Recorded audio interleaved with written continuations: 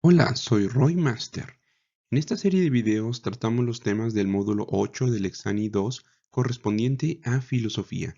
El día de hoy revisaremos el tema de la condición afectiva del ser humano según la bibliografía sugerida por el Ceneval para el Exani 2.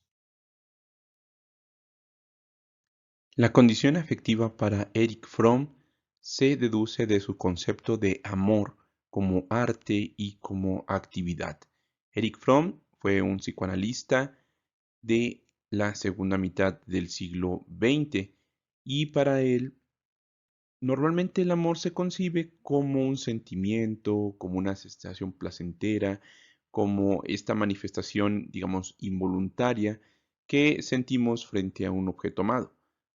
Sin embargo, cuando ese sentimiento termina, cuando se acaba la etapa de enamoramiento, desaparece incluso el amor de nuestras vidas. Para Erich Fromm, no es eso el amor. Para Erich Fromm, el amor es un arte. El amor va a ser una actividad más que un sentimiento, porque un sentimiento puede ser pasajero y puede estar presente según o condicionado según el objeto que se nos presenta para amar. Y una vez que desaparece ese sentimiento o el objeto, pues se termina el amor. Pero para Erich Fromm es una actividad que requiere cuidado, responsabilidad, respeto y conocimiento de aquello que nosotros amamos. Sí es importante decir que él está hablando del amor en un sentido pleno, en un sentido amplio. No solamente habla del amor erótico, que es el amor que tenemos a nuestras parejas, sino también habla del amor hacia los hermanos, el amor hacia los padres, el amor hacia los hijos, el amor a la patria, el amor a nosotros mismas, a nosotros mismos y finalmente también el amor a Dios, siendo un filósofo obviamente que es creyente de la tradición católico-cristiana. Sin embargo, es importante aclarar que este arte de amar viene desde un impulso muy poderoso hacia la vida, que no solamente se trata del impulso, como ya lo comenté, erótico, sino que es este impulso vital que nos permite realizar y crear obras que maximicen la vida, que sean estas cuestiones contrarias a la muerte, lo que va en detrimento de la vida. ¿Y cuál sería entonces el sentido de la vida para Erich Fromm? Pues el amor como un arte, el amor como una actividad, un amor auténtico, que sería la respuesta a la soledad y a la angustia de la existencia de los seres humanos, porque es el que nos va a conducir a construir una vida en común, a una vida que haga prosperar los elementos vitales de ella misma y no visto como el sentimiento, el cual tendría una referencia simplemente hacia objetos y no hacia personas y no hacia actividades. Por ello es que el amor es una actividad que vamos a estar trabajando tiempo con tiempo, como el arte lo vamos a ir perfeccionando, no es que se dé simplemente con un sentimiento, sino con las acciones que nos llevan, como ya dijimos, al cuidado, a la responsabilidad, el respeto y el conocimiento de aquello que amamos. La condición afectiva para Arthur Schopenhauer está dada por la voluntad, una voluntad que se expresa en el cuerpo, en la existencia misma, pero que esta voluntad resulta en una tragedia. ¿Una tragedia por qué? Bueno, porque esta voluntad nos hace desear, que es nuestra condición, digamos, primera, el deseo de lo que nosotros anhelamos, de lo que nosotros queremos, y cuando nosotros deseamos, pues estamos sufriendo. ¿Por qué? Porque no tenemos aquello que deseamos o porque lo queremos seguir conservando a lo largo del tiempo y vemos amenazada pues esta, digamos, posesión de aquello que deseamos. Y una vez que consumamos nuestro deseo, una vez que conseguimos aquello que deseamos, llegamos al hartazgo, nos llenamos de todo ello que deseábamos con tal fuerza y esta satisfacción de nuestro deseo se vuelve una insatisfacción, se vuelve algo que hastía, que nos llena sobremanera, a tal punto que ya no lo queremos. Y nos dice Arthur Schopenhauer que el ser humano es un péndulo entre el hastío y el dolor a partir del deseo. Entonces, esa voluntad que nos está llevando hacia el deseo, hacia las cosas, nos está siempre trayendo en el dolor por la falta de aquello que queremos mediante el deseo, y cuando lo conseguimos nos lleva hacia el hastío, es decir, hacia el incluso aburrimiento, incluso sentimiento de repulsión de aquello que ya nos está colmando. ¿Y cuál sería, digamos, esa condición afectiva, además del deseo que encontramos en Schopenhauer? Pues sería dos temáticas importantes. Número uno, el amor puro que se vería en la compasión, es decir, cuando comprendemos nosotros que existen otros seres humanos en esta misma condición afectiva del dolor, del hastío, producto del deseo, podemos encontrar en los seres humanos esa cercanía, esa misma condición que nos une a nosotros, y al ver el dolor en la persona que tenemos a nuestro lado, veríamos nosotros esa forma, digamos, verdadera de convivencia con los otros seres humanos, que sería la compasión. También habría otra manera de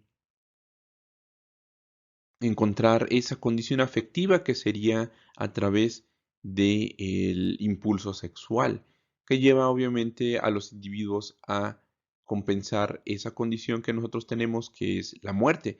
Si bien los individuos están condenados a ello, sus, su progenie, lo que resulta de la unión sexual, puede seguir, puede continuar con este impulso vital, con esta voluntad que nos impulsa a todos a seguir adelante. Entonces serían las dos, digamos, vías de la condición afectiva de los seres humanos. Si bien está el deseo, también encontramos la compasión. Si bien encontramos la muerte, encontramos el acto sexual, el impulso sexual como superación de esa muerte.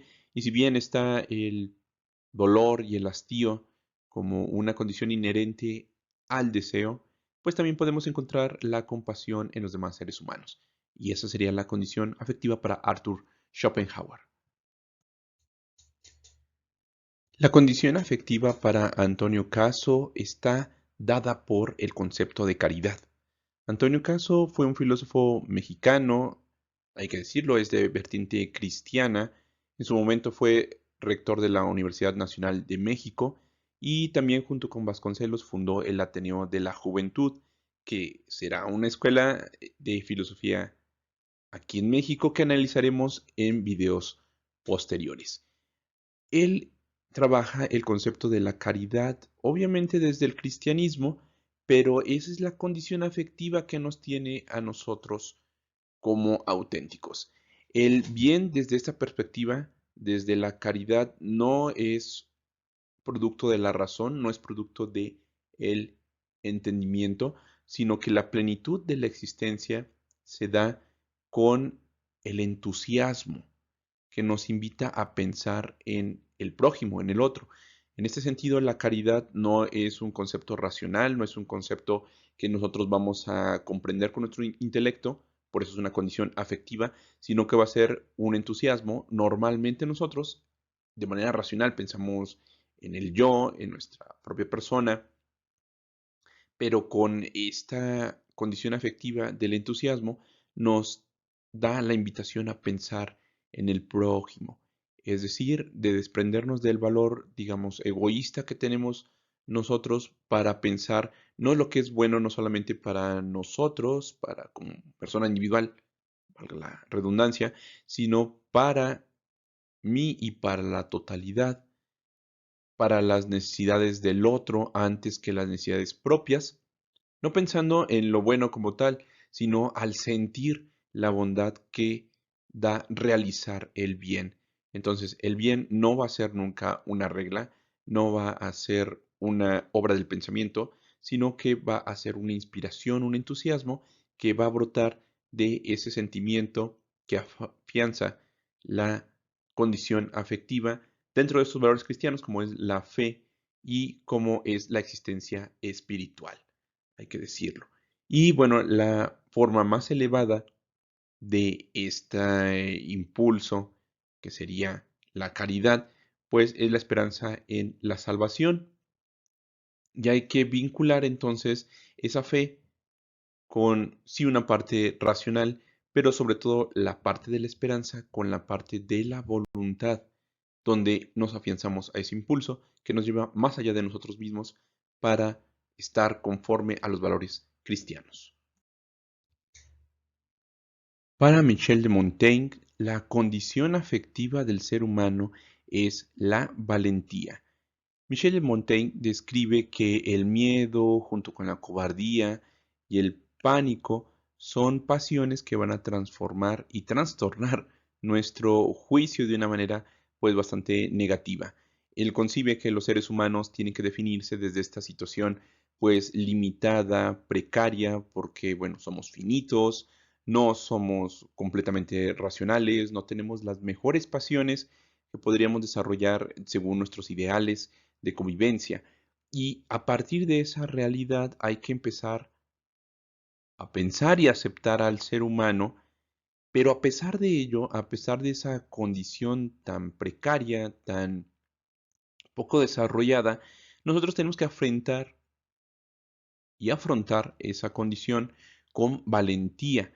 Es decir, si vamos a decir que el ser humano es limitado en su intelecto, en sus pasiones, en sus proyectos, muy bien, que así sea. Y de esa manera vamos a lograr sobreponernos a este tipo de condiciones o al menos a salir adelante a través de ellas. Nos dice León Santander, la paz que proporciona la humildad de espíritu, el aceptar la muerte como destino natural y otros valores afines son ejemplo de la única vía que conduce a dominar nuestros miedos. Entonces, frente al miedo que sentimos como condición afectiva de nuestra existencia, del sentido de nuestra vida, lo que podemos contraponer a ello es la valentía.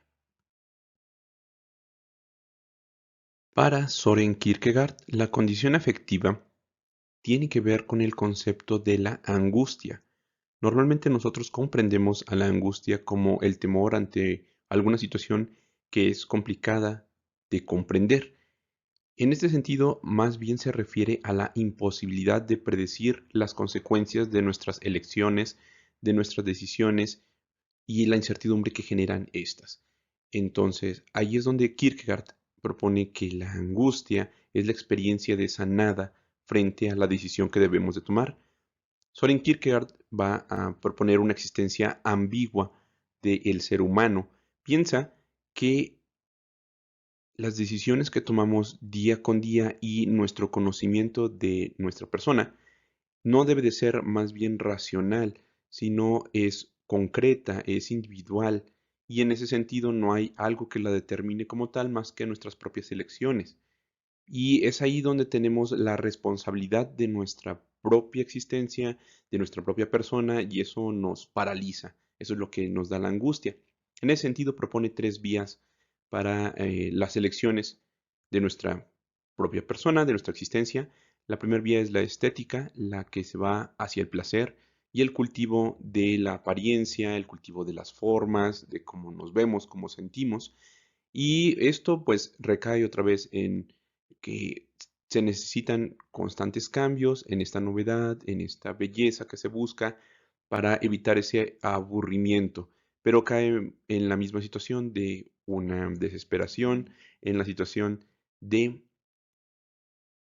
el aburrimiento y bueno, se ve el tránsito hacia esta segunda esfera o ámbito de la existencia, que es la ética, en la cual seguimos las nociones de obligación, obligaciones tanto sociales como religiosas, pero al final de cuentas igual la responsabilidad de el individuo se desaparece en este tipo de elecciones que más bien es elegir algo que ya nos fue dado, que nos fue impuesto externo a nosotros.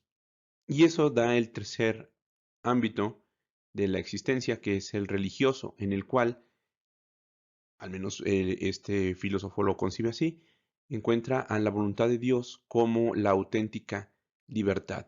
Y este paso se da como una suspensión de la ética, porque ya no es tener ese sentimiento de angustia en el cual no sabemos a qué nos enfrentamos con la decisión, sino que vamos a dar, bueno, él lo dice así, un salto de fe hacia la vida religiosa y en ese sentido, pues desde la angustia llegamos y de ese temor a la nada, llegamos a esa, digamos, certeza de lo que deberíamos hacer por nuestra propia individualidad, nuestra propia persona.